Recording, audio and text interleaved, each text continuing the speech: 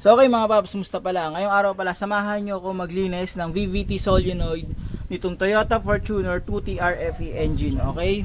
So simulan na natin to mga paps. So okay mga paps, bakit ako maglilinis ng VVT solenoid nitong sasakyan na to? Itong VVT solenoid, mas maganda maisabay to sa heavy PMS, okay? So usually, pag 100k na yung odometer pataas, mas mainam maisabay to. Kasi madalas ginagawa, intake manifold yan, fuel injector, spark plug, yung mga basic, di ba? Pero kapag 100k pataas, sabay nyo na rin to mga paps.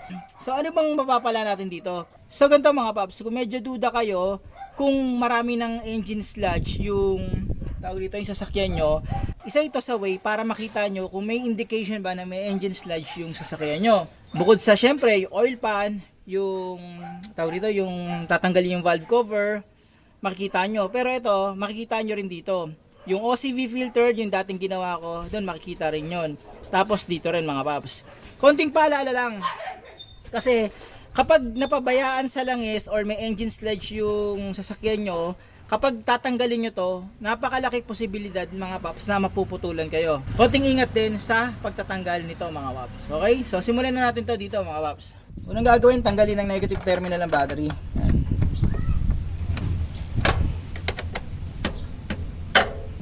Ayan. So next natin, tatanggalin natin yung VVT solenoid. So yung VVT solenoid, isang ano lang yun, 10mm na bolt. Okay, so ayun siya. Ayan o. Kita nyo naman eh. So ayan, 10mm yan mga paps. Tanggalin natin yan.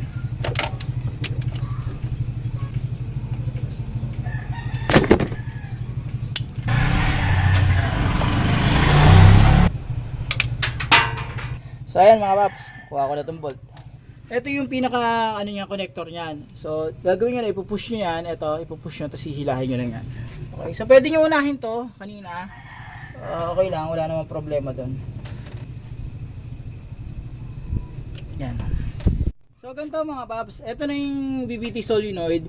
Sa pagtatanggal nito, dahan-dahan lang, okay? Hindi pa pwedeng yung papersahin kasi baka mamaya pag puwersa nyo, maiwan yung pinaka ano sa loob, yung pinaka plastic niyan.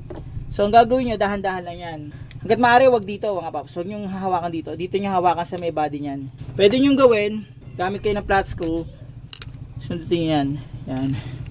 Sundutin nyo yan. Okay? So ayan siya. So tingnan nyo yung gagawin ko ha.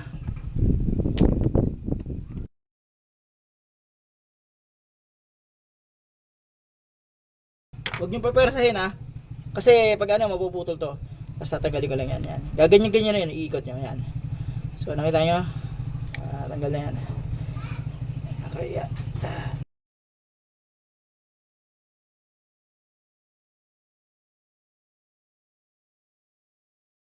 So lalahin nyo. Yan. So tanggal na. So okay mga paps, ito yung VVT solenoid. So nung gumagawa ako at nagpapalit ako nito at nagbebenta rin ako nito, isa sa ginagawang diskarte kapag halimbawang bibili kayo, tinetest to. So halimbawa yung nagbebenta sa inyo, ipapakita to tapos actual na ito-test to rito sa may battery. Papakita kung gumagana talaga to. So pakita ko Ito, sa pagtetest, walang polarity to. Kahit magkapalit kayo, okay lang. Sa pagtetest pagtanggal sa makina. So ayan siya.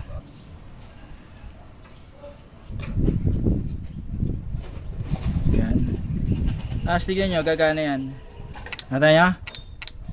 Yan, ganun yan. Kapag bibili kayo nito, siguraduhin yung ipatest muna. Yan. Ngayon, sa paglilinis ito, ganito lang. Kuha kayo ng ng TB cleaner. Ayan, TB cleaner. Tapos, bubugahan nyo to. So, dapat ang paglilinis ito, TB cleaner gamitin nyo. So, gagawin nyo, spray nyo lang yan. Yan. Yan. Tapos doon, i-activate nyo. Ayan, umusod siya. Sprayan nyo. Yan. Okay, so ganun lang yung niyan, paglilinis niyan. Tapos mapapansin nyo to, kapag na talaga, tad na to ng sludge, makikita nyo yan, may namumuuna dyan mga sludge dyan sa loob. So, hindi na siya nakakapag-actuate na maayos. Yan, hindi nagagalaw na maayos. Hindi na pipitik yan. Ito, kapag maraming sludge, ang napuputol dito, ito, yung buong yan. Naiiwan yan. Kung naiwan, meron akong ginawang isang video kung paano tanggalin yung naiwan. Panoorin nyo na lang yun. Baka sakali makatulong yun. Okay, so ayan siya. Linisin ko lang to. Ayan. Yan. Yan, meron din sa ano yan, sa dito. Yan, bata ka. Yan. Yan, ano yan.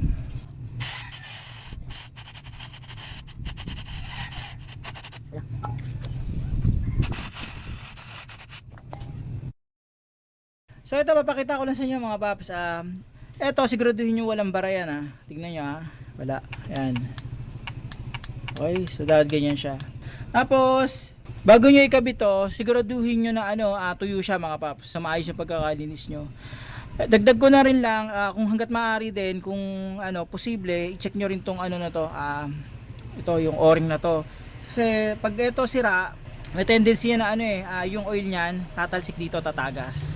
So hindi naman required na maglagay kayo ng Betagray. Wag naman ganoon mga paps. Dati kasi ang ginagawa kong diskarte kapag talagang tumatagas talaga yung mga tropa natin, naglalagay na lang ako ng isa pang o-ring dito, isa pa. Yun na, diskarte ko lang yun pero mas maganda talaga papaltan to. Sa akin lang yun, kayo bahala kayo. Kasi pag pinaltan to ng buo, kasama naman yan Pero hindi ko nilalagyan to ng hindi ko nilalagyan to ng Betagray. So ito, babalik ko na to. Siguraduhin yung tuyo pag babalik niyo mga paps. So sa pagbabalik, reverse order lang ng pagtatanggal. Ito, yan. Di naman kayo maliligaw diyan kasi naman yan, may guide diyan. So ayan siya. Siguraduhin nyo na nakalapat yung VVT solenoid dito sa may gilid ng head. Yan.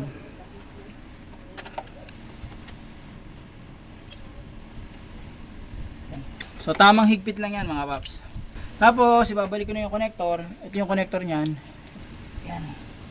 So all goods na yan mga paps. So ayan mga paps, nabalik ko na yung negative terminal ng battery. All goods na yan. So paano mga paps, hanggang dito lang yung video ko. Maraming salamat sa inyo.